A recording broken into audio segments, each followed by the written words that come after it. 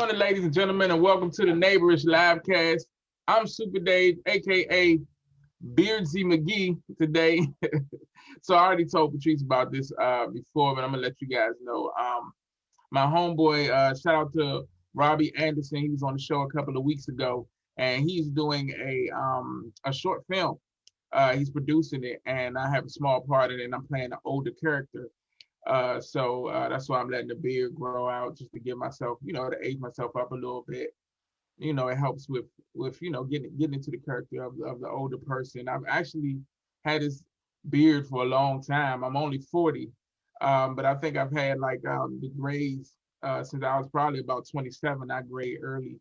My father also was grayed early, so it's gift of the curse, So, but I like the way it's coming in though. I shaped it up, and I'm thinking I might keep it for a while. My homegirl already shout out to Jennifer Ashley, JenniferAshleyBeauty.com. She has some really nice products. She already told me she got some beard butter for me. So I'm gonna check it out, man. I'm gonna see. Y'all decide. I don't know if y'all see me after February and I still got the beard. Y'all know I decided to keep it. But check out www.JenniferAshleyBeauty.com. She's dope since they got some really nice products. So yeah, man, we got a great show coming up for you today. My feminine energy is not with me today, so I'm holding it down solo. Y'all know how it is sometimes. But yeah, we definitely got a good one for you. My homeboy Aaron Bell is coming on. He's an actor and a great dude. So I can't wait to talk to him about some of the stuff that he's been doing. In the meantime, man, I want to talk to y'all a little bit, man. I got a question for you. And y'all can hit me up on Facebook. Let's talk about it, man. So Valentine's Day is coming up. It's right around the corner. Everybody rushing out trying to get their sweethearts little, gifts and candies and cards and flowers and stuff. So the question, and we've asked this question before, should men get Valentine, or do men want Valentine's Day gifts? What do y'all think, man? Should men get them? Now, me personally, I mean, it's either or for me. I mean, I'm definitely giving my girl something. She deserves it, and it is what it is. It's Valentine's Day, but as a dude, I don't really think. I mean, it's not that big of a deal to me. So I want to know what you guys think about it. I'm gonna post the show here to my other Facebook just so everybody can see it. And yeah, man. But yeah, let me know. Do guys want Valentine's Day gifts? Ladies, do you feel like guys want it? Do you get your guy a Valentine's Day gift? Should they be expecting something, or is it just a holiday for the ladies? Let me know what y'all think, man. I love to hear your opinion about it. So yeah, let me know. Yeah. Let's see. I'm trying to get this posted to my other page here so y'all can check it out. Let's see. Pamela German, what's up? How you doing? She says absolutely men should receive gifts as well. So what kind of gift would you get a man? What kind of gift would you get a dude? Like what would you give him? Because I mean it's a tough thing. I know guys don't really like, or do guys want flowers? Like I'm not really a flowers dude. Like I don't really want flowers. But let me know what you think. Like what kind of gifts should men get for Valentine's? She said cologne. Okay, cologne. Yeah, that is a good one. I didn't even think about that. Yeah, guys like to smell good, and the ladies like when guys smell good. So yeah, that's definitely a good gift. I can use some cologne. Yeah, what up? Shout out to my boy Brian, CNN camera person. What's up, brother? Good to see that you checking us out today. I'm holding it down solo today. Yeah, she said a watch, a nice tie. Brian, we talking about Valentine's Day. As a man, do you expect a gift on Valentine's Day? Do you think men should get gifts on Valentine's Day? And if so, what kind of gift, man? Let me know what you think. Pamela said, cologne, a nice watch, or a nice tie. So, I mean, those are all good gifts. I don't know, like the ties, the guys kind of be, iffy about the ties. I know a lot of fathers who get ties all the time for like Father's Day. They be like, man, I don't need no more ties. And then the ties don't be the kind of tie that I want. So I think you got to know your dude to know what kind of tie you want, for guys to send to that. But yeah, man, I definitely like I said, the cologne is a good gift. Like I didn't even think about that. Shout out to Pamela for the cologne, man. That was a good idea. But other than that, and a watch is cool too. Like I like fancy. I don't really wear watches that much, but I like a nice watch. So yeah, that would be a cool gift. Yeah. So yeah, while you guys are answering that, let me see what else I got for you this morning. I did want to talk a little bit about so all right. I saw a post this week um about the young man Lil Nas X. And all right, I'm gonna just say, like, first of all, my personal opinion, like, whatever you do in your life to be happy, you should be able to do it. Like, nobody should question like your happiness. As long as you're not hurting nobody or yourself, you know, you should be able to do whatever you need to be happy. That's my official statement. All I'm saying is the name confused me. That's I'm gonna say that. The name confused me. Like when I first seen Lil Nas X, the name, I didn't hear none of his music first. I seen his name first, right? And so I seen the Lil Nas. I'm like, this is a rapper named Lil Nas, and he put the X behind it. The X. I'm like, this dude about to be the most political minded, most gangster rapper. I was wrong. I was wrong. I was just confused by the name. That's all I'm saying. That's all I have to say about that. I'm gonna let it be what it is. So yeah, but shout out to him, more power to you, whatever you feel like doing. Oh, by the way, the post was the post was, it was a tweet, and he said I was bored, so I decided to get breasts, and it was a picture of him with some very big breasts, and it was weird. And from reading like stories about it, they're saying he didn't like get implants. It was like a prosthetic thing that he had put on himself. Um, so yeah, I was like, that's what rappers are doing now. Times have changed since I listened to rappers, since you know DMX and Jay-Z and all them guys. Yeah, I guess it's different. But I mean, we also got Lil Uzi Vert, who got a pink diamond implanted in his forehead. He got an infinity stone in his forehead. So that's what's going on with rap right now. There's some balance to it though. Shout out to there's some dope rappers out there right now doing their thing. But and not saying that these guys, you know, don't make music, but but yeah, I mean it is what it is. So did y'all see the girl that put the gorilla glue on her head? So what I'm trying to figure out, like I saw the story and I saw like the aftermath. They wound up having to shave her head and all that. That was crazy. So what I'm trying to find out, if anybody knows, why did she do that in the first? Like, did she know it was gorilla glue in the can before she did that, or was it like somebody tricked her? Because why would you put gorilla glue on your head? It was so bad. She was like, that she had a video, and at first I thought it was fake. I thought it was for publicity, but you know, now it's looking more and more like it's real. They had the gorilla glue people actually like tweeted at her, like giving her tips on how to, like, they told her rub alcohol in her hair and stuff, you know, to try to smooth it out and get the stuff out. But why would you put gorilla glue in your hair? I'm hoping that this was fake and she's just trying to get some publicity, because she's been, you know, a lot of people been hollering at her now, and of course the video is viral. But why would you put gorilla glue in your hair? Like, I feel like I hope it was a trick. If anybody knows if she knew it was gorilla glue or if it was a trick, let me know, man. Hit me up. Shout out to 151. Man, I watched some of the show last night. I ain't get to watch all of it. Y'all check out my man 151 at the bar radio each and every Sunday. Him, the homie, I want to say RG3. I'm saying CP3.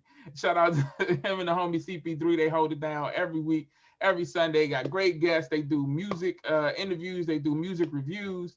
They had a great show a couple of weeks ago. They had my boy Aaron Lawson, who's got a good movie coming out on.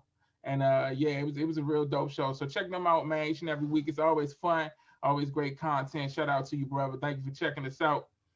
So yeah, man, I'm holding it down solo today, man. So y'all holler at me, man. I'm looking at the comments, man. Let me know what y'all want to talk about. So I do want to talk a little bit about the Denzel movie that came out on HBO called All the Little Things. It was real dope, man. It was a good movie. Oh, it looks like my guest is coming in now. Let's get him in here. Yo, what's up, brother? What's up? What's up? I'm chilling, man. It's good to see you, man. How you been? Likewise. My bad too so long, man. I had to download Zoom and then I had to get the connection because I'm currently at work. So we got a weak signal over here. So I had to find some signal, then download it, and then wait for you to come in. But I'm doing all right. You know, another day, another time out here, man. I hear you, man. It's good to see you. So let me give you the official introduction Today's guest is another good friend of the show. He's a model and an actor who's been seen in such hit shows as Law and Order SVU, For My Man, Veep, House of Cards, and Criminals at Work. His talent and drive is taking him from his hometown here in DC all the way across the country to California, right to the pulse of the entertainment industry. Ladies and gentlemen, the one and only Aaron ShowTime Bell is with us. Man, it's good to see you, brother. You've been on a couple of times with my other show, so it's good to have you here on the Neighborish live cast. Finally, I know we've been trying to work it out for a minute to get you on, so I'm glad you was able to come through today, man. It's good to see you. There you go. Yeah, there we go. My man. We good. Yeah. So, man, I was just talking about a couple of things, and I'm get to your interview kind of quick. I don't want to hold you because I know you're working. You know what I'm saying? I know you out here grinding. Yeah. I'm good for a couple. I work in the cannabis industry out here, so I'm a driver. So most of my time I'm sitting in my car waiting for people to order. And since it's only 8:13 in the morning, we ain't gonna get no orders till about maybe 10 o'clock, 11 o'clock in the morning. So okay, so you good. We good with time. Yeah. See y'all there in Cali, man. So yeah, since you got a little bit of time, man, I was just talking about a couple of things. I started out talking about Valentine's Day is coming up. And I was asking the people, and you're a dude, right? So I was asking, should men get gifts for Valentine's Day? And if so, what you think they should get? Everybody's different. I mean, so if guys like to do that, my advice would be chocolates and flowers, or unless that's the old traditional way. So if you want to step it up, I know everybody want to go out to dinner, stuff like that. But you may want to play something more exotic, like trips to the mountain. Big Bear out here, but I know they got one in the DMV. I forgot it. What's the name of it? But yeah, I know. You go out there. We go to the Poconos. The so Poconos, something like that. Yeah. Poconos. So something like that. It's real nice. I did a Big Bear thing for my birthday. It was nice in the cabin and all that stuff. So something like that that's new that you never tried before is always a plus. Okay. Guaranteed. Cool. Yeah. So you don't mind, you don't think it's just for women to get stuff on Valentine's Day? You think dudes should get stuff too? Man, brothers got to get some gifts too. You know what I'm saying? Oh, they got to do the meeting. Oh man, I don't want to do a meeting. You good? You need to step out for a second? Yeah, give me like 10 minutes. I'll be right back. All right, no problem, man. Yeah, no problem. I'm gonna meet you. All right. Yeah. So like I said, the brother's working, doing his thing right now. So, but yeah, that's interesting. He said it's the fella should get stuff, man. He's saying that taking them out and all that. That's interesting. We're gonna talk to him about that a little bit when we get back. But yeah, so I was talking about the Denzel movie, All the Little Things. If you haven't seen it on HBO Max, it's an interesting movie. My opinion, personally, without giving away anything, because I think you should check it out. Denzel's a dope actor. First of all, like anything he does, he kills it. He really goes all in. Like as somebody who's into acting, and I'm sure Aaron will agree with me. Like he's one of the standards, one of the people that you really watch and pay attention to.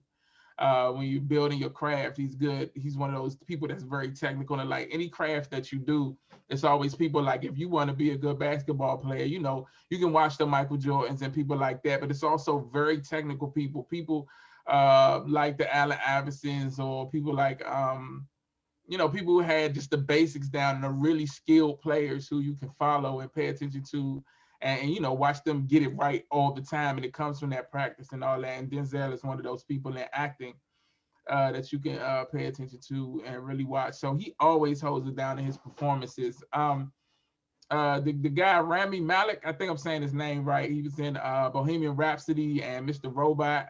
He played the detective opposite Denzel. He did a pretty good job. There were times where he was a little stiff, but other than that, he was pretty good. And Jared Leto, who played the other lead in the movie, he's always, puts a lot into his roles. His Joker was a little weird. Not that the Joker isn't supposed to be weird, but in this movie, he did a good job, I believe. So it's an interesting movie. I'm gonna say personally, I didn't like the ending. That's all I'm gonna say. When y'all see it, y'all hit me up and let me know what you think. but I'm gonna say that kind of threw me. But other than that, like I said, the performances were solid. Um, yeah, it stood out. I'm gonna also ask, I guess when he gets back, we can talk a little bit about One Night in Miami, which also had some solid performances in it. It was strong. I talked about it a little bit on the show when Aaron, shout out to Aaron Clark, the doula, when she was on.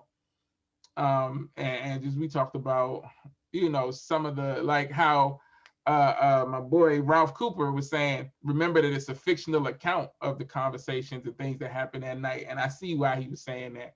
But I think it was pretty interesting to see a depiction of those four guys together and just see an honest depiction to a certain extent of their friendship. Because you don't really hear too much about Sam Cooke, Malcolm X, Jim Brown, and who is it? Sam Cooke, Malcolm X, Jim Brown. I'm missing one person. Y'all help me out. Sam Cooke, Malcolm X, and Muhammad Ali. Yeah, Muhammad Ali. And the dude who played Ali, like I said, was pretty good. Like I always see, because Ali was such a big character, anybody that does him is kind of like over, it's like a caricature, but he walked a fine balance. I think Will Smith did it really well. I think this guy, he did a good job also. So shout out to him, definitely. So yeah, it was a pretty good movie. I would definitely suggest that you check it out. Another episode of WandaVision was released. A lot of people aren't too keen on it so far. I think it's a pretty good show. I think that if you follow comic books, like myself, I'm definitely a nerd at heart. I follow like the comic books to understand like how the story unfolds and things like that. And then Marvel's penchant to really build stories and let them unfold. I think it'll be interesting to you.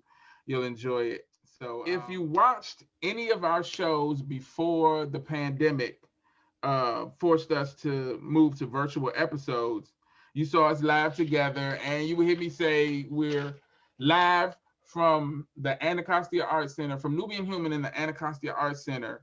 Well, a new Amazon Prime documentary called Good to Great Stories, a small business documentary, is highlighting the stories of a group of entrepreneurs in this area where the show and where I call home. The director, Benga Ongujime, you know how I am with names, but check it, he's on Amazon Prime. It says Benga Ogunjimi. He tells the origin stories of the businesses, of these businesses and these entrepreneurs, these interesting people, including our own Anika Hobbs, the creator of the Nubian Human, who so graciously allows us to use her space on a weekly basis to do our show from. That's the background picture that I have here. And as soon as the pandemic is over, we'll be back in our spot. But he also highlights other people as a group of entrepreneurs, like I said, people like Louise Delvey, a mural artist. He's headquartered out of the Anacostia Art Center, and he painted some of the most amazing murals all over the country. And if you've come across the 11th Street Bridge into Anacostia, you've seen his murals, like that big mural on the left-hand side is Welcome You into Anacostia. That's his work. He's a dope artist. And him and his wife also have a store and a food co-op that they run. And so many other stories of people who are from this area or who came to this area and have created something in service of the community and to contribute to its betterment. Again, the documentary is called Good to Great Stories, a small business documentary. It's streaming now on Amazon Prime, man. Definitely check it out. I haven't seen the whole documentary yet. I watched a piece of it before the show.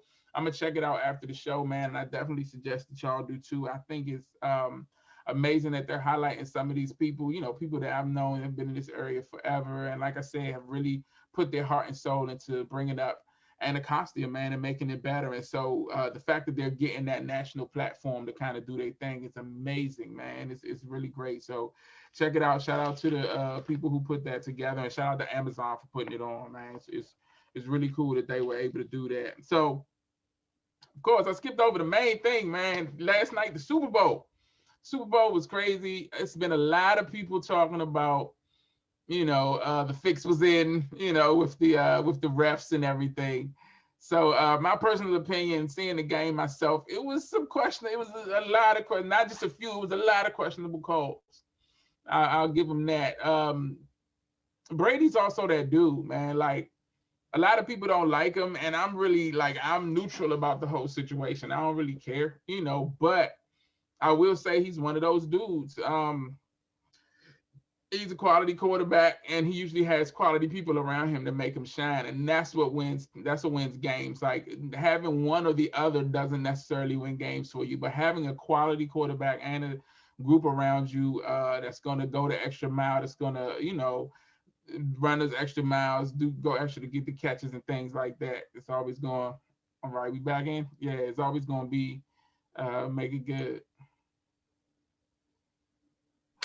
So yeah. Sorry about that, brother. We had to talk about the weekly updates around here and the diligence on certain things. So we had to get that out the way, and I had to express to the drivers about the safeties of in the cannabis business, because you can't get robbed in this business, you can't get killed in this business, because you got what people want, which is weed and money right now. Right. That right there is going up in the world right now. Number two business right now is weed and alcohol that's going up right now because of the pandemic. So, exactly. I try to express that to them out here. People out here with the cannabis business, they want you to come to their doorstep. This ain't Domino's. Yeah. Some customers get mad about that because I ain't coming outside unless you got some tubes up in you or you ain't got no legs. I ain't coming to your door. Right. Yeah, it's that out here. Yeah. But that's something else to talk about. Yeah, that's that DC in you, man. That feel like a setup. We ain't coming to the door, man.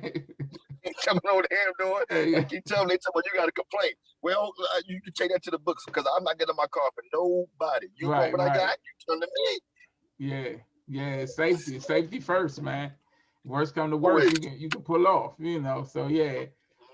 But yeah, man. So I just talking about a couple of things. I'm gonna run back through it because I want to get your opinion on a few things.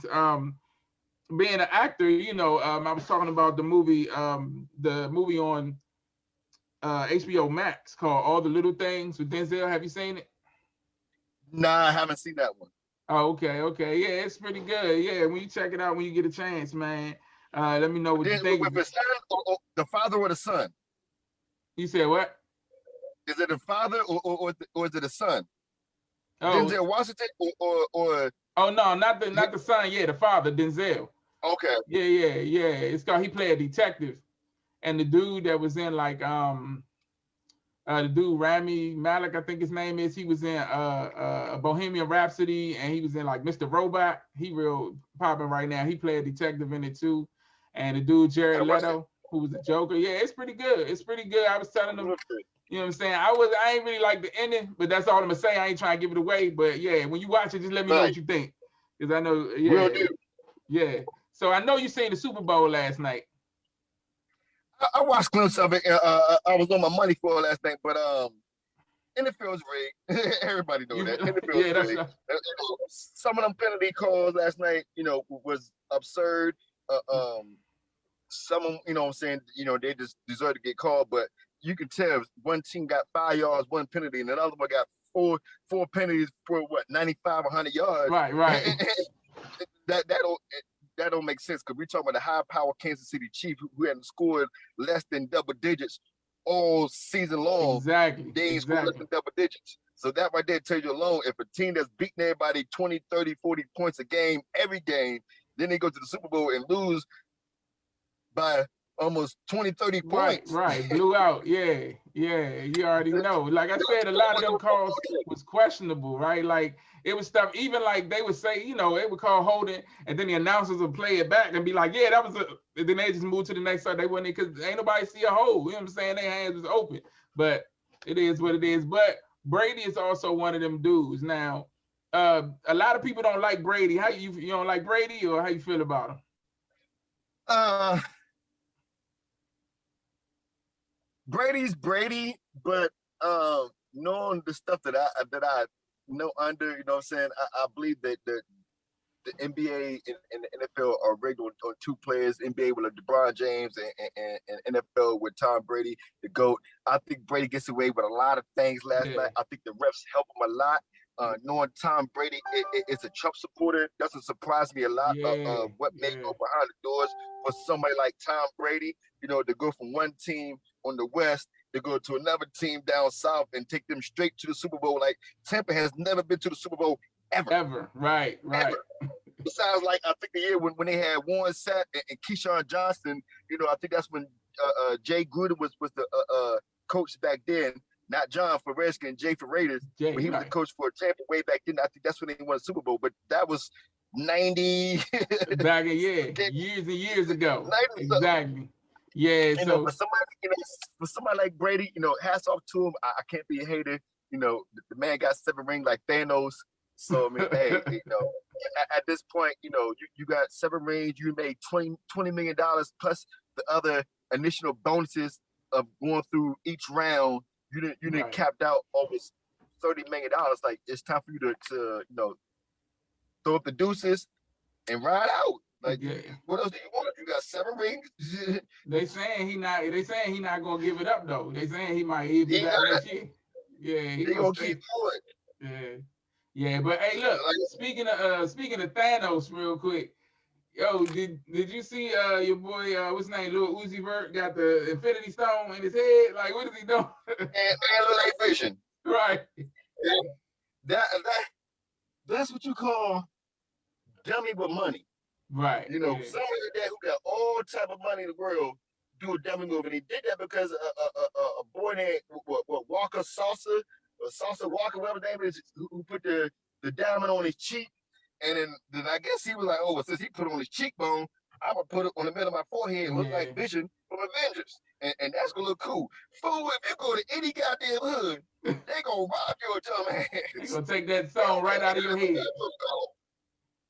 They going to take your ass to the pawn shop. They can scan it while this shit is on his head.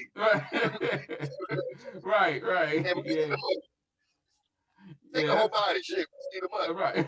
Oh man, like these youngins, I don't know what they be thinking about, man. It's on some other stuff. So I also was talking a little bit about the post that just came out this weekend about the dude Lil Nas X. You see that? Oh, that the fruitcake boy? Nah, what happened to the fruitcake boy? Well, he was on there and he was on Twitter and he was like, I was bored, so I got titties, and he was like, he had breasts, like he had like they. Shit, on the internet, yo, I didn't know who it was. I seen a black dude that had titties, and he was sitting like this. He had no shirt on. He had the titties out, but it wasn't 4 titties. It showed like they be up to the top of the cut. Right, yeah. You see the areola, you see the top of the cut, and he was sitting in pictures. I said, Lord, I thought it was a joke. Like when I seen it, I was like, yo, this can't be real. Well, what they saying is he ain't get like implants. It was like the little prosthetic joint like they use in the movies. And they just put makeup on it to make it look real or whatever. But still, like I'm like, like I was saying earlier, whatever you do to be happy, like he got the money to do it, that's good. Oh, the only thing that got me was his name. Like when I first heard his name, I ain't hear none of his music or nothing. So I'm like, oh, he called himself Nas and he put the X behind it. Oh, he about to be the most gangster, most, political rapper ever. Nigga, I was wrong. I was so wrong. You know what I'm saying? I did not call him right at all. He a fruitcake. I don't care when nobody. He a fruitcake. Anytime you make a song talking about take it to you down to the I'm a ride, I can't ride no more. Don't know the song. I know what that means, sir. Look, before dudes know they was singing that shit. Anybody know what they even sing? I like this song. Right. Okay, ride to it. Yeah, he was talking about that digger-lang. Right, yes. Exactly. Yeah, man. So I just ain't know. I was confused, and now I know. So hey, do what you do, bro. Just stay over there. It is what it is. But and like I said, what people want to do to be happy, they can do it. That's them. But I don't know what's wrong with these youngins these days, man. It's a different time than like when when we was listening like the DMX and Snoop and Jay and all them dudes. It's a different time in music right now. Now we got dudes with infinity stones in their heads and dudes getting breasts, man. It's crazy out here. It's a time right now for people to sell their souls, and that's what the industry is looking for right now, especially in the rap industry. They're looking for youngins.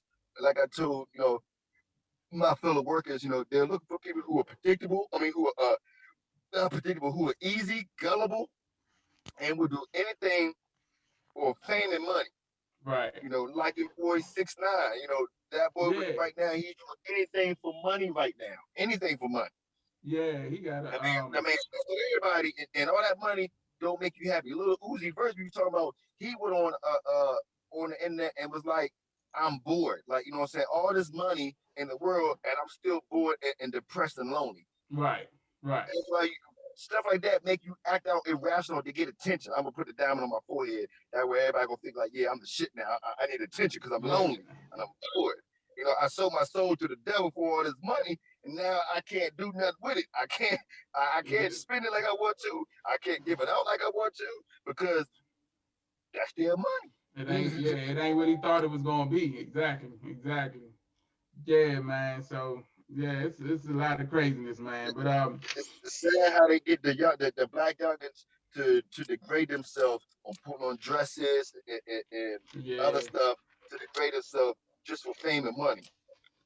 yeah, it's crazy. Definitely, definitely. So yeah, man.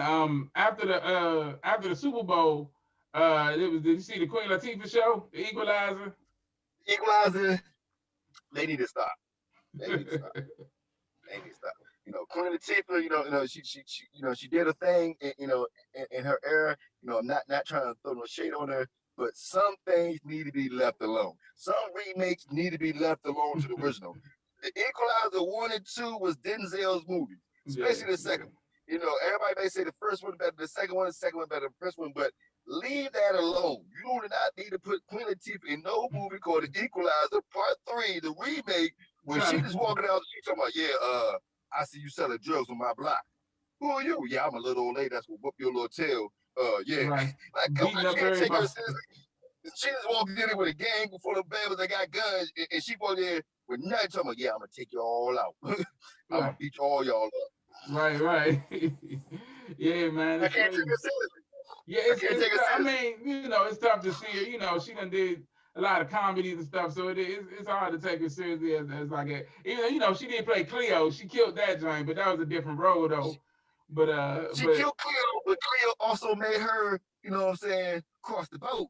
And a lot of people don't know that. When she did Cleo and settled off, that made her actually like women because of that movie. She played it so damn raw and so good that it yeah, just she went that way. it Yeah, cycles. But you can't now see her at this day and age, and she's coming in there and trying to be equalizer. Like, you coming in looking like Steven Seagal. No offense. right, She right, right. coming in like Steven Seagal, talking about you want to be an action movie. Yeah, yeah, yeah. It's hard, like you said, it's hard to take it seriously. But yeah, man. Oh, shout out to my youngin' Sick. He's checking us out right now. What's up, brother? So yeah, man, we get into this interview, man. Ask you a couple of questions. Uh Right. yeah. So first of all, like I said, I always appreciate you coming through, man. It's always good to have you on the show. So I want to start like by going back a little bit, and I ask you when you was young and people would ask you what you wanted to be when you grow up. Do you remember what you would say back in the day? When I was a kiddie, it was always the pros. I always wanted to be, a football player. Mm, That's with every kid. They want to go up, they want to be football, basketball. So football was my thing. yeah. Um, all the way up to high school. Then after high school, it just kind of died out. Um, Mm, I went to Magruder High School in Gaithersburg, and they had their own set of players, and they had their favoritisms. right. So it was a neighborhood full of black people sitting on the sideline, and it was always the white boys who was trash, and the trash black boys, since their parents knew the coach, got all the playing time. Oh, So okay, yeah. that was my thing up to high school. After that, I kind of killed the whole football thing. Right, right. So, yeah, but I always like to ask that question just because it's interesting to see how people start out, and how that's not always where your journey gonna take you. But that don't mean you can't be successful. A lot of people, if they don't do, what they originally set out to do, they'll give up or feel like they're a failure or something. But you don't know whatever path your journey could take you. So, with that being said, like, what led you to the modeling and the acting? Um, Good question. 2000. 2005, 2006, I want to say. Me and my Mm, buddies used to live in Kenilworth Avenue, right there behind the movie theater on Kenilworth Avenue, where the mm, shopping center used to be at. We had took a glimpse of the Metro Express, and on the back of the Metro Express, they had an ad for modeling. The Toys Runway production. Their first show was at what was that? Howard University. mm, Um, I started there, and that took off. That was like my crack. That was my addiction. mm, And at some point, my buddy, my buddy from New York City, had told me. My buddy Rico had, he was like, "Hey, I'm on Law and Order SVU. I'm a go-go dancer on this club scene. Check me out." And I was like, oh, that's my shit. Like Law and mm. Order. I've been watching Law and Order since way back Yeah, when it was the yeah. the two white the two white detectives, the fat white guy and the skinny white girl with Right, the right, black right. the black chief. She was Right, right. female. Right, yeah, yeah. And I sent my stuff in, and then at that point, when I got behind the scenes of the locker room and I did my scenes, that's when it all clicked to me. It was like, yo, like I know my gift. Everybody says that, I got a face, I got a handsome face. Doing the runway was cool, but if I want to get noticed, the camera's the fastest way. Right, you yeah, know, yeah. it, it's cool to do the runway, but not everybody knows about fashion shows. Not in Alaska or Idaho or Right, Texas maybe right. or Oklahoma. But if I get in front of this camera and I start doing this and people say I'm animated, then yeah, that's I tried it, and then once I stood back and I watched Law and Order, and then everybody was calling me, I was like, okay, so this is my gift right here. This is where Jesus put me on the path of to be great at, and I'm gonna roll the dice. And if it pans out to where I'm winning, I'm gonna keep running with it Right. until I hit snake eyes. I'm gonna keep running with it, That's the and I ain't move, yeah. crapped out yet. So that must tell me that the man upstairs must got me on a path that is good. Right, right. Definitely. So, So that's how it got started. I also, it was also a thing for me during that time to get female. right, right, Howard yeah. University was crazy popping. I was, hey, I do the model thing now, and that was the way for me to go down to Howard and tell the chicks I'm a model and use that to Yeah. get the numbers. It worked. I ain't gonna lie, it worked. But Right. Yeah, yeah, yeah. That's the mood though. I mean, hey, same here, man. When I got into it, I was like, I started peeping, some of the stuff, some of the benefits that come with it. Somebody see you on TV, you know, it get, but yeah, so um you actually one of the people, and I've said this before when you were on, you one of the people who did one of the things, that I wanted to do, and was able to, successfully make that move from DC to Cali to really pursue your career and get, like I said, to where the heart of the entertainment industry is.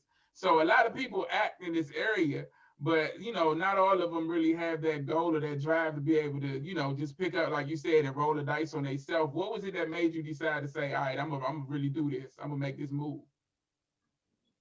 and life, I tell a lot of people, if people got time and money to sit outside and wait for Beyonce and Jay-Z and all them in concert, if people got time to sit outside a Foot Locker and wait for the new Jordans to come out, if people got time to do all that, why don't you got time to put that into your passion? Right. As some you got to roll the dice. It's cool to be a local star if that's what you want to be. You want to be a DMV star, it's cool. Be that. I'm not going to take that away from you. But if it's time to be, I want to be great. I want to be, say a household name. At some point, you got to roll the dice. Mm-hmm. You got to roll the dice. If your question is, am I that damn good to be in this industry, whether it's acting or rapping, because they all in the same industry, everybody asks themselves, am I that damn good? Because a lot of us go for the dreams, but only a selective few actually make it, which is that 1%. So Right. for me, it was like, I'd rather die trying than not try at all. Right. I'd rather try. I go to California, and if I don't make it to the top of the mountain, hey, along the way, I made some shit that now it's in history. Like, yo, you go Right. look this shit up, Right. on demand on the internet. I did that. So I had to tell myself, yo, I can live with that. I can't live if I die and Jesus says, hey, look down this door right here, door A. You will, oh damn, they party like, who that? Well, that's your life. If you'd have chose to go down that path, you'd have kept on that day, might have been your life. See, you had all the bitches and all the parties, then you go down door B, what happened to door B? Well, you chose door B. Yeah. This is where you Right. you ain't get that. You know, and to me, I couldn't live with that. To me, that question of am I that damn good? You know, I took a gamble on this, and the only way that I'm gonna figure out if it's really meant for me is I gotta put all my chips on the table. If I come here and I don't make it, hey, I can live with that. 45, 50, I don't make it, I can live with that. Right. I can say, hey, you know what, 50 years old now, I got a 13-year-old son. Hey, you know, yeah, it was all fun. You know why I did it. You know, I did some things that a lot of people couldn't do, and I could take that to my grave. I can't take that and do that and sit around and wonder if I ever was gonna be good. I mean, some people can live, some people can't. Some people like local stars, some people don't. So for me, I had to take the gamble. I gotta roll the dice and see what happens, and whether I win or lose, I'm still okay with the fact that, hey, at least I did it. Can't take that away from me. Yeah. A lot of people did the DMV. It's a lot of talent in the DMV, but it don't mean nothing if you're wasting your talent in the DMV. Yeah. That's just fact. You can't say you're good at something if you don't know until you go to the state where it's popping. New York City, Atlanta, California. Yeah. Chicago, and I think some other states started popping too. South Carolina, they got the Walking Dead down there. There's a lot of states that are making films, but if you don't go to those states and say, hey, I got to go try. Yeah, you never really know. Right, exactly. So you mentioned you mentioned that you have a son, and I know that must have been, you know, I don't want to say difficult, but just, you know, an obstacle, you know, having the distance between y'all. So not an easy choice to do. Right. A lot of people don't make that sacrifice. Like, yo, I'll leave my child to go pursue my dream. It's not it doesn't get easy. Every time I go back to the DMV and I see him, and then I got to turn around to get on the airplane. It don't make it easy, you know. But I think at this point he's starting to get it. To where I keep saying, "Daddy gotta go back to work. Daddy go back to work. Daddy gotta go back to work." So it's easy, but in a sense, it is. It's not, because my child is 3,000 miles away, and I look and I'm like, well, I can't do my daddy diligence. I can't teach my son how to play basketball. Can't teach my son count to 20. Can't teach my son how to do ABCs forward and backwards. But then I look at him and I talk to him on FaceTime, and he's grasping like this, and I sit back and I'm like, damn, I can't teach him this. Yeah. But the boy is 6 and the boy is grasping this faster than anything just by getting on YouTube. And just, that's all he do on YouTube. He'll stroll up, hit a joint, don't know what he's looking at. He'll hit it, stroll up the basketball, and hit it. And he's learning off this. He's learning basketball. Yeah. The boy to learn sign language. The boy know how to count to 20. He knows ABCs. For the backwards, the boy's picking up on his own. And that right there, I can't feel sad for myself, even though I can't teach him personally every day. Yeah. You know, I can't see him every day. But to sit on FaceTime and to go back home every 4 months and knowing like, hey, this boy is picking up faster than what I'm expecting. And to me, I'm thinking at a 6-year-old, and he knows all this at 6-year-olds. That boy is smart. To me, I got a smart 6-year-old, so I can't be mad that you know I'm not there. It do hurt every day. Like, yo, I can't, you know, see my child. I can't, you know, play my kid, you know. But since the seeds that I'm planting now is I'm hoping it's impacting his brain and say, look, if daddy's going to do this and daddy's telling me, you know, keep practicing because he loves basketball, keep practice. I want to tell my child and show my child, like, you can do whatever you want to do if you put this and on the same goddamn train. When you put this on the same train, you can't lose. Right. And I know last time I talked to you, my bad. I just wanted the last time I talked to you, I remember, and it stayed with me when you said it, when you was talking about how, you made the decision to do this, even though you had to leave him, behind. You doing this to make it better for him. You know what I'm saying? So you taking that big gamble, but the payoff is going to be when you're able to do things for him that other people can't do and all that, and that, like, that type of motivation is dope. And that really, like, when you said that the last time, it really said, I was like, man, that's cool. That it's noble, man. It's a good thing to love somebody that much that you can step away to be like, I'm gonna do what I gotta do to make things real good for this person, and that's real cool. Definitely, you got to like. I don't want my child going through what I went through because in this industry, most people are blessed to stay in a straight never where they can get help. I didn't go that same route. My path with Jesus was I went to hell first, and then I came out of hell. Now I'm facing light. So I try to tell my son every day, like, you can do this. You know what I'm saying? Like, nobody taught me this. I had to learn from the streets and other people. So now I take that information, I tell them, so I can implant it in his brain while he's at 6. Yo, Right. you like basketball? I'm gonna push your ass to be a basketball player. But Mm-hmm. I need you to put that work in. And every time I get a phone from, I got a 6-year-old that got an iPhone and got a damn schedule. I kid you not. My son got a schedule. I call him, what you doing, buddy? He'll look at me, nah, I just playing, daddy. What you playing? Basketball. And he'll put the phone down. And I'll be looking at the damn land. You want daddy to call you back? He'll come to the phone, he'll look at me like this, and he'll look the other way. That's be honest with daddy. Yeah. You want daddy to call you back? Yeah. I'll call you back then. I made that hit from that boy for 2 weeks later. That boy got a schedule. All he do is play basketball. Play basketball, get on his laptop or his little iPad, nano pad, whatever they call that stuff for kids nowadays, and he looks on highlights of LeBron James, Steph Curry, and James Harden. Mm-hmm. He watches those all day, every day. Then he go right back to the court and he imitates, Right. do exactly what they do. And I look at him like this boy, everything I got inside me is inside of him. So I know when he gets older, I ain't got to worry about it because he's already going to have that mentality of, I want this, and all I care about is this, nothing else. Right. That's what I want to teach you. Yo, go get it. That way you don't have to go through my path of struggles. Even when I get to the top, yeah, I'm still going to help you. But if I get to the top of the mountain where I am successful and active, I'm not going to put that silver spoon in your mouth like some parents do. You still got to earn it. Right. That's what I try to show my child. Like, you got to earn it. I may be famous and all that, but don't mean daddy won't be like, oh, here, here, Right. here, here, here, here. Now you got to earn it. You got to show, what I'm saying? Because when we dead and gone, because we all got to go sometime. I don't want you out here trying to do other stuff that you shouldn't be doing. Right. Right. Yeah. Yeah. Yeah.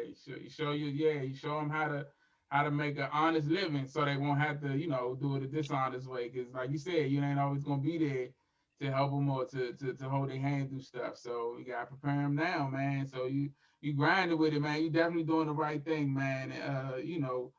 Putting in that work, like I said, as a father, putting in that work for your son so he have a better life and have a path that he can follow, and like you said, also having a blueprint, because beyond just setting up the path for him, also by you making the moves, you showing him through your actions that this is what a man do.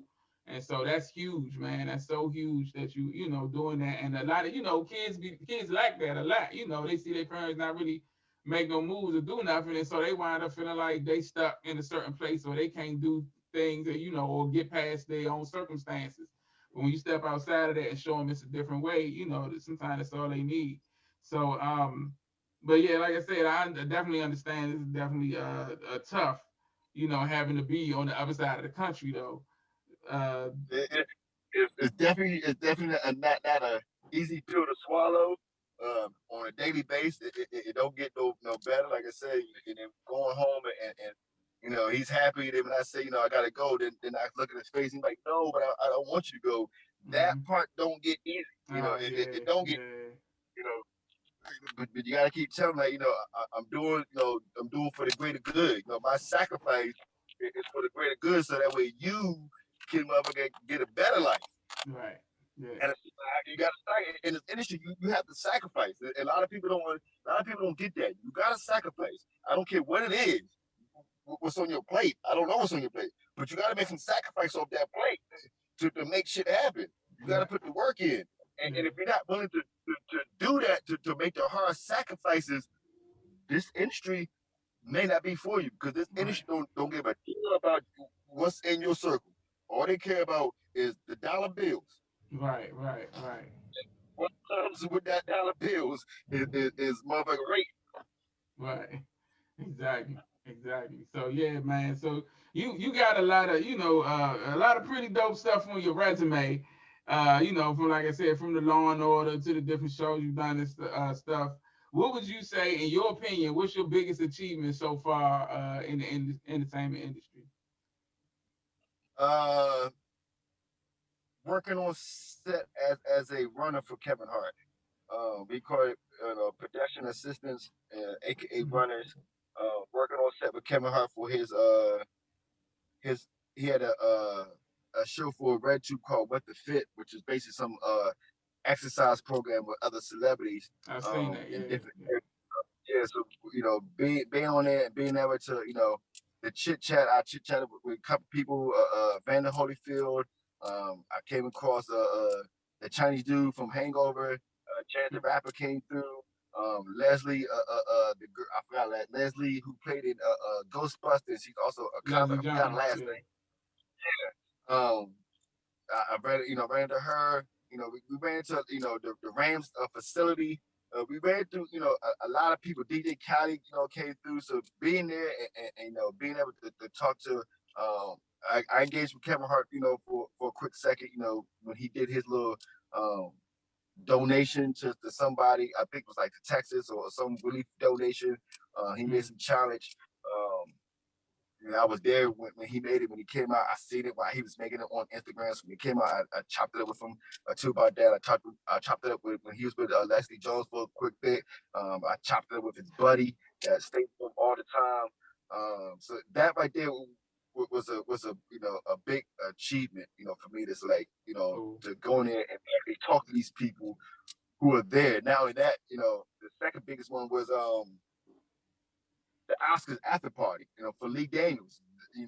That was 2018. She had an after party, and I was the red carpet the escort. And then once I was able to do my escort, that's when I ran into Lisa Ray. And I took a picture with Lisa Ray, and Yeah. I got inside, and um being part of the party, I was able to go upstairs with all the celebrities and party with them. I'm upstairs with all the celebrities. The guy from Judge Judy, the security guard. I was up there with Darius. I think Darius McKay, the one who played Eddie for Family.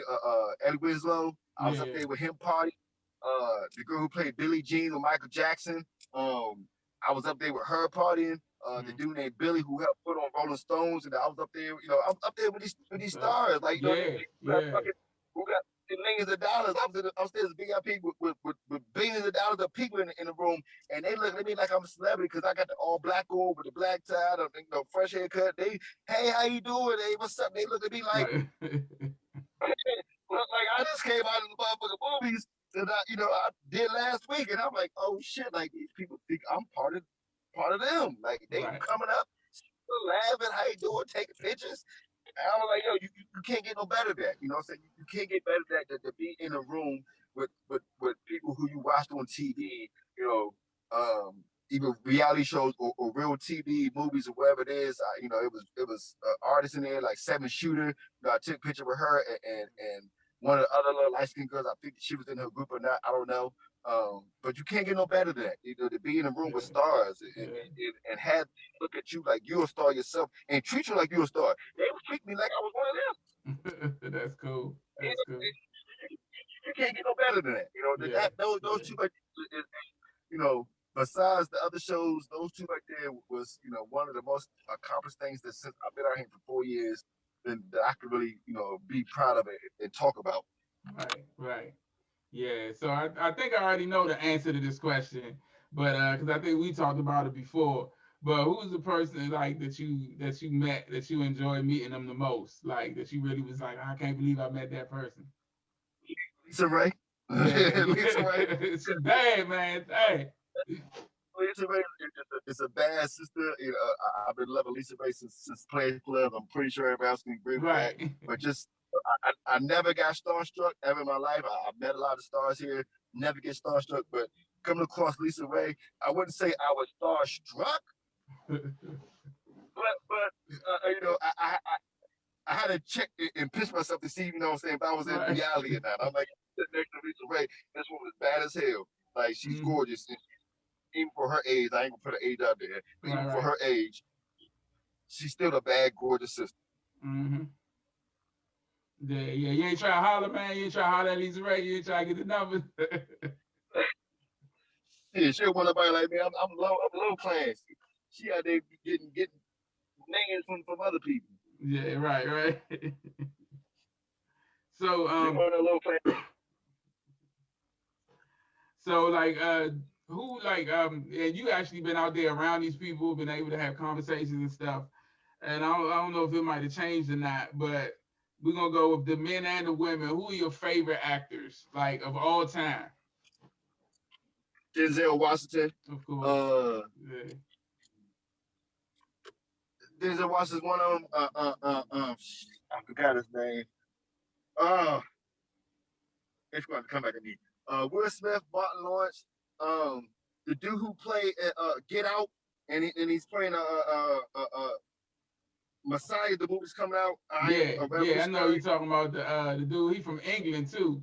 I don't even know how to pronounce his name. I know you talking about though. Him, I definitely like him.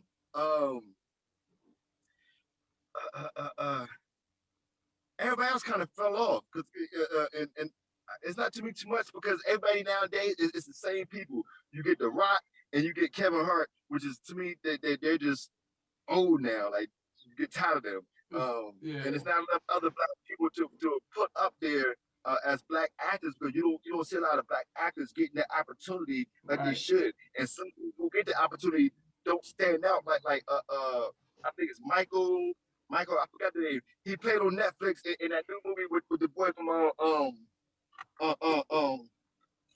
Snowfall. Something Wire. Into the Wire or something Wire. Ground Wire, I forgot his name. He played in Avengers, and he was flying and stuff. Oh, he played not Cheetah. Yeah, he played the Falcon. You talking about yeah, it was he was in the joint with Eminem back in the day. That was his first joint for real. The 8 Mile joint. Anthony Mackie, that's his name. It was Anthony Mackie. Yeah,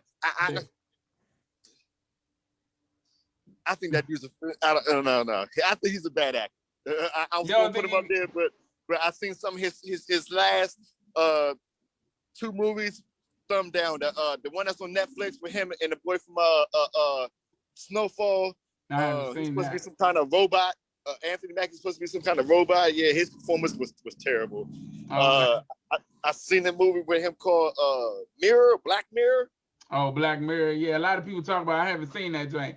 I'll check it out though. I mean, I've seen some performances that he did that was solid, but I mean, you know, like I was saying, like sometimes he overdo it a little bit, you know, but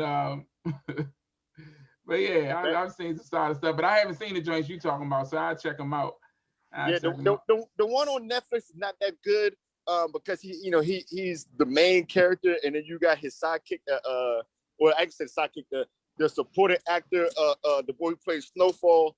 I don't think he was good in that role to be in the action movie, but Anthony Macklin to try to headline by himself. No, I don't think he's ready to headline by himself. After the performance I seen on Black Mirror, I don't think he's good up there to perform by himself. That Black Mirror junk was OMG. Like he had a relationship with another dude. Like that was OMG. It was too much. Oh man, okay. Yeah. So, you know, sometimes in like acting, you know, it'll be parts that come along and they ask you to do something like that with you, so you wouldn't take a part like that?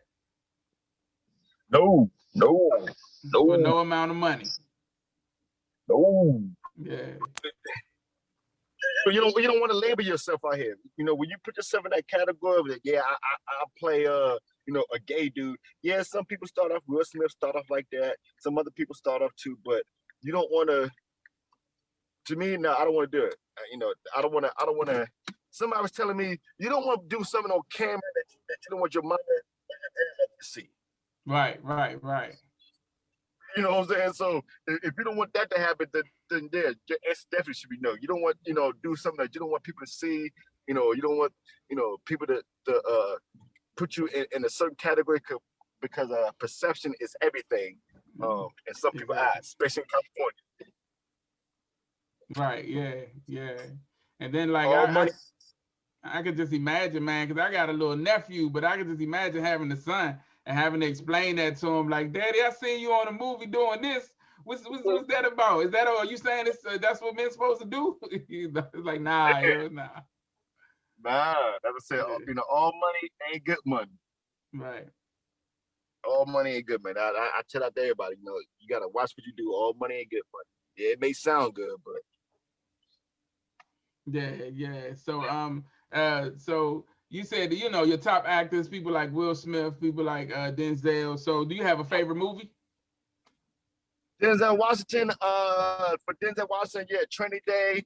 I think he was good in Training Day. He was good in he was good in another movie. I forgot who her name is on top of my head. Damn, I forgot the name of that movie. I think was it Fences, when he was he was teaching that young boy in inside of his building how to do things different. The boy was a painter, and he did that mural painting on the side of the building. I forgot the name of that joint. Okay, that was with Viola Davis that you talking about, the Fences. Yeah, Viola Davis. I couldn't think of her name. That with her in it. That was a good movie. John Q was a good movie. John Q was dope. Yeah. I want to say was he in the movie Seven? With Samuel Jackson. When they was in the cabin, the Seven was in that one? Not too sure. No, that wasn't. I don't think he did anything with Sam Jackson except for like back in the day, like Mo Better Blues or one of them joints. But Mo Better, and there was another one with John Goodman. When John Goodman. You talking about? Yeah. You talking about? That's not Seven. That's Oh man, what's the name of that joint with the cat and all that stuff? The devil I know what you're talking about. Yeah, Falling is what it's called. Falling. Yeah, that was a good movie. That was dope. Hey, but look, not just Denzel movies. Like, what's your favorite movie of all time? Like something you could watch anytime. Of course, Friday. Everybody know about all Friday. Yeah. All the Transformers movies. Bad Boys 1 was my shit. Bad Boys 2 was my shit. The last one with Will Smith. It was, any Avenger movie, I watch all the Avengers, all the Marvels. Yeah, good stuff. All the X-Men's, and that is basically it. Okay. Yeah, out of those movies, like, or any movie, like, what's a movie that you watch and you be like, dang man, I wish I could have been in that. I wish I had a part in that joint. Marvels. Yeah. Like Marvels, I mean, when I hear Marvel's anthem, it gives me goosebumps. Like my hair stick up. Yeah. Just because all my life I want to be a superhero. Like I don't want to play as a superhero. Right. So to me, when Marvels come on, it's like, yo, I can't wait till I get up there and hopefully Marvels is still intact. When I get to the top of the mountain, that way I can play, one of the superheroes or any superhero at that matter. Who wouldn't want to play a superhero as an actor? Or actor? Right. Yeah. So I mean, one of the things about being an actor is going on auditions. Like, have you ever like did like a real bad audition where you was like, oh man, I know I ain't getting that? Yeah. Before I would say before I took acting class, all of my auditions for acting class, I thought it was, it was bad performance. Really, you think you know a lot in the industry, people are like, oh, acting, I can act, Just tell me, what to do. I can act, yeah, but that's kind of different in what Hollywood expects. So to me, all my auditions wasn't that good to me because I didn't know the information I know now on how to make a true character be believable. So now it's a different aspect. Now everything is now stuff videotape. So now I've got a whole lot better now that I got I didn't grab the thing about acting. About acting is you got to have your objective and your screen objective and your substitution. Once you know those, then it's easier to perform. I didn't know that before. So to me, my acting, in my eyes, it was good. But if I stepped out of my shoes and looked at it from a third party eyes, it was shit. Okay. Yeah.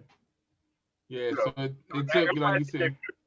Yeah, it took, like you said, taking the classes and getting that knowledge to put with your talent to be able to really put it all together. Because anybody can think they're good rapping or singing.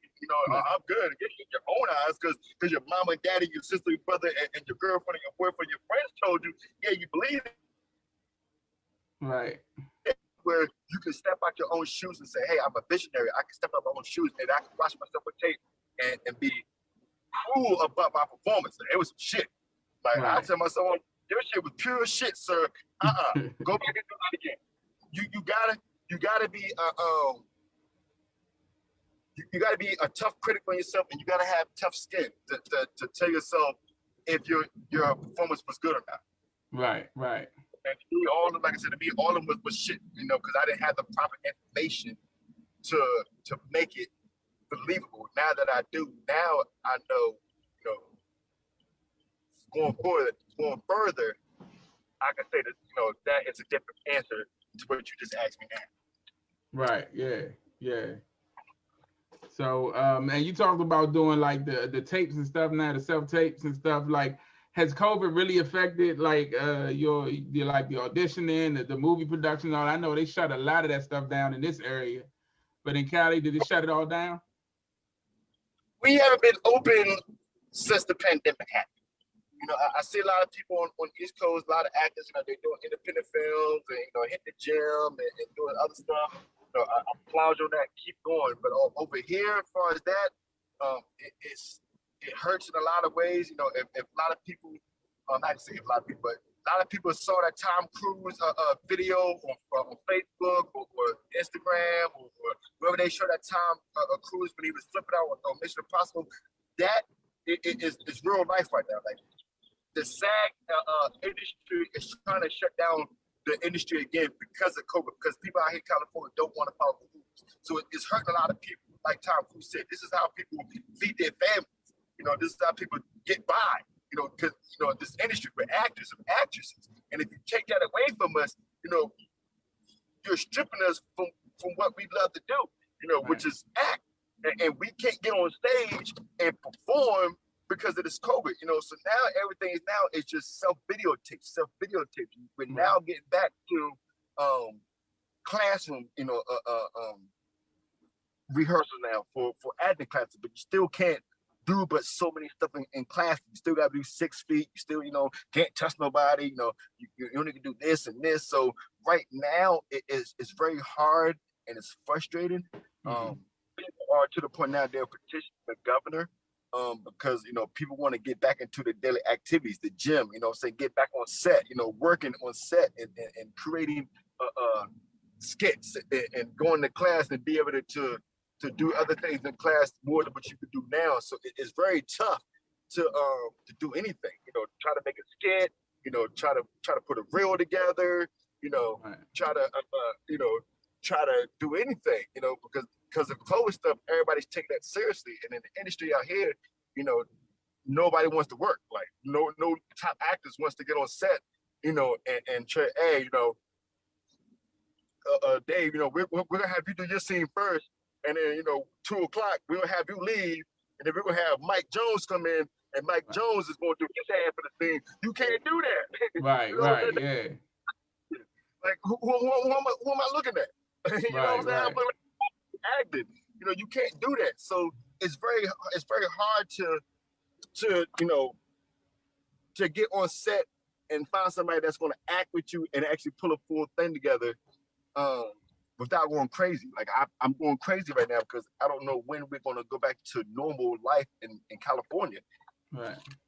And that part it makes you want to leave California. You go back, on Facebook, and I'm looking at you guys. I'm like, well, shit, David's on set right now. This man filming. I'm hating. Yeah. So it's tough. It's very tough to answer that question for you. It's very tough to deal with right now. Yeah. And see you guys on East Coast, make films, and then on the West Coast where it's all started and generating, we're still at ground zero right now, hoping to get to at least some kind of level to where we can at least get back to acting right now. Yeah. And I mean, it's pretty much the same over here. It's a little more movement on this side right now, but it's not much. Everybody's kind of still in the same boat, like just trying to wait. And like you said, all the big people, they not trying to do nothing because they don't want to be around, a lot of people and possibly catch something that's gonna sit them down. And a lot of big famous people, they just announced last week or 2 weeks ago that Chappelle was tested positive for COVID, and it's been hitting a lot of folks, man. So it's definitely something that's taken that industry. It's really hit. It's one of the industries that really got hit hard. Yeah. Yeah. So, yeah, They man. got heavy hard. We don't know when it's gonna get better. That's the worst part right now in the industry, especially over here. We don't know when it's gonna get better, when it's gonna open up. When people gonna get back together, making skits and films and being able to show other people, hey, I did this and I did that, and I worked with this person, I worked with that person. That right there is mind blowing. It's very mind blowing. Yeah. Even talking about it and trying to put words together to express how I feel about that, it's mind blowing because I'm frustrated. I'm like, yo, you're taking everything away from me. It's like going to jail. Right. Yeah, and it's something we never seen before in our lifetime. Something like this. So. Right. So yeah, man, I want to ask you these the question that I always ask everybody that come on.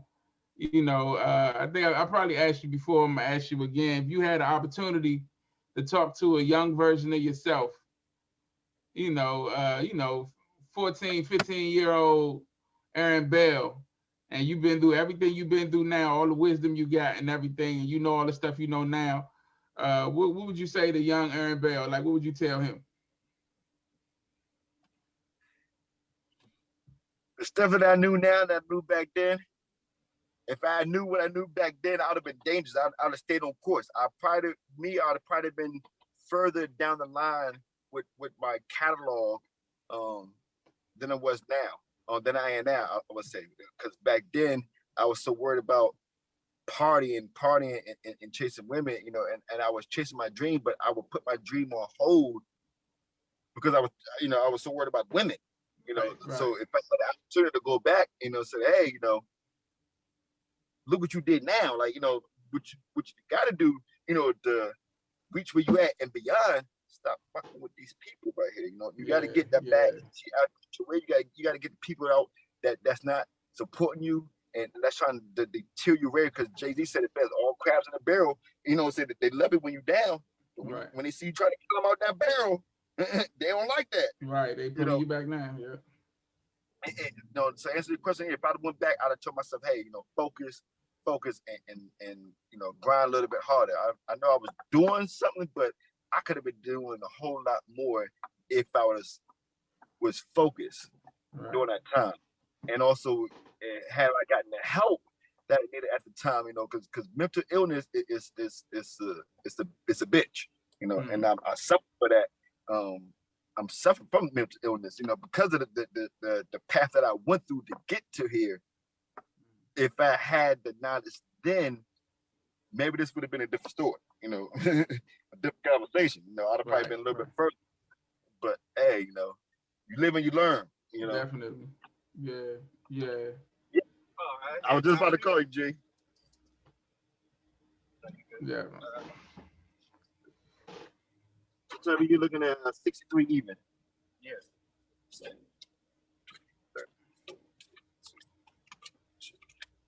All right. Give me one. Just sign this for me, Gene.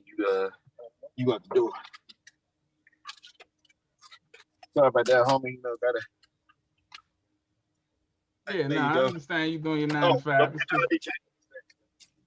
No problem. Yeah, sorry about that, but yeah, you know that to answer the question, yeah, if I, mental illness was something that needs to be addressed, and if I knew back then that I had a mental issue problem that was allowing me to stay off course, that would have been the main reason, the main topic I'd have told myself, like, yo, Okay. Get help, stay on course, stay focused, keep putting the work in, and at the same time, I was already helping out people, so I'd have told myself, hey, keep continuing to help people, because like I tell myself and other people, blessing it's a circle. Once you bless somebody, that blessing will come back to you. Once you get on the elevator and you made it to the 15th floor, you send the elevator back down to the first floor in the lobby to let whoever's on get up the elevator and shoot up to where you at. Where it was the 12th, the 15th, the 10th, you share that energy, and you share that connection. And Jesus along the way will bless you. May it be now, may it be tomorrow. Right. But he will bless it's you. Coming, definitely. If you keep speaking into existence and keep helping people along the way, especially in this industry. A lot of people in this industry don't help out a lot of people. Right. DMV's one of them. You know that for sure. DMV's one of them. They don't want to help on nobody with DMV. Right. Yeah. That'd have been my biggest conversation with myself. Yeah. How to stay focused. Yeah. So, yeah, man, that's good advice, man. Definitely. Stay focused and focus on your dreams. And yeah, I think that's one of the things that as a man, it takes us a minute to get that whole, like, these girls, and the message is more like, well, what Tupac said about money over bitches, that whole thing. The way that was how he put it, but it's more like focus on grinding, because the women gonna come once you get the grind, once you grind and get to where you need to be, the women to be there. So that's something that needs to be instilled in us at a young age, because if not, like I was like you, bro, I'm out here trying to get everything and missing out on life and stuff I could have been way further in, if I had to focus more. So that's definitely a solid lesson and something that we all need, man. So I learned, it took me a long time to figure this saying out. When you ain't got the money and you chase bitches, you won't get nowhere. But if you stay out the way and you get your paper, females gonna see, like, yo, this nigga getting his paper, he quiet, he ain't thirsty. What's wrong with this dude over here? Is he gay? Let me go holler at him. Nah, baby, I'm just on my course right now. I'm on a straight narrow track. I try to tell people that, that's the thing. Like even McNeil said it, guys need to tune in more on their dreams and making their dreams happen than chasing these chicks and putting all your money and all that stuff into these chicks. Because once you do that and that chick leaves, now she gonna want that for the next nigga. Right. So hey, to all the people out there that's listening, if you're in this industry, rapper, actor, stay on your course. Put the work in. You got to put the work in. Don't be afraid to put the work in. Don't be afraid to leave your state to go put the work in. Right. Yeah. It ain't gonna kill you. If you don't succeed, then you always can leave to go back, but at least give it a shot, because you owe it to yourself to put yourself in a position to win, because you don't know what's going to happen until you jump out there and you put yourself in that situation. You may meet somebody that may change your damn life, but you'll never know. You'll never know until you go and you put yourself in that situation when you go meet people. Next thing you know, you'd have made it. Right. That's the message. Being out here, that's the message. Being out here, I see the difference between both sides of the industry, and overall, you got to put the work in. You got to put the work in. You got to be the first one in the gym, and the last one and the last one to leave. Right. Yeah. That's a strong message, man. That's a good way to leave it, man. I appreciate you always, man. I always get them good messages from you, good words and inspiration, man. Thank you for coming through and rocking with us today, man. It's been a great interview. Like I said, it's always good talking to you. I want to thank everybody who checked us out today, man. Thank y'all for rocking with the Neighborish livecast. On behalf of myself, what's up, man? Oh, go ahead, Bob. I was gonna say, I thank you for having me come on again. You know, it's always a blessing. Everybody, please tune into my show, the Showtime Podcast Radio. Yeah, I was Every gonna Thursday, ask you about that. Yeah. but sometimes I switch the days up because I work 24/7. But Yeah. the reason why I made podcasts, Showtime Radio, is because of your questions earlier. Is I want to help people out right now.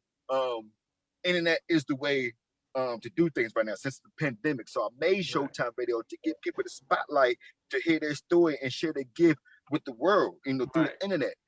So if we do have a talent in this industry, look me up. You know what I'm saying? We can sit down on a day that works for me and you, and we can share your story and do the same exact thing that we doing, where people can hear and see your talent firsthand through the internet. Yeah. And send me the flyer, man. I want to post this so everybody can see. Because I'm like, yeah, he's doing this thing too with the party. Like you said, that's the move right now. Because you can do it, it's freedom. You can do it from anywhere and at any time for people like you, like me, that work a lot. So you gotta, find the time to do it, man. So yeah, definitely, man. And I'm gonna check it out too. Let me know when the next one is, and I'll definitely check it out. Definitely, I put up, like I said, you're always welcome to come on there anytime.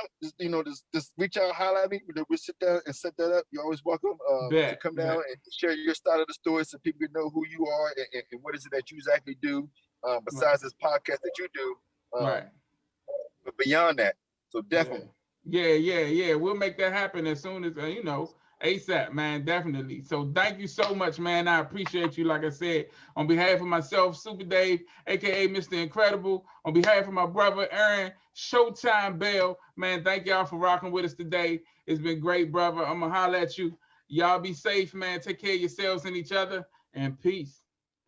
Peace.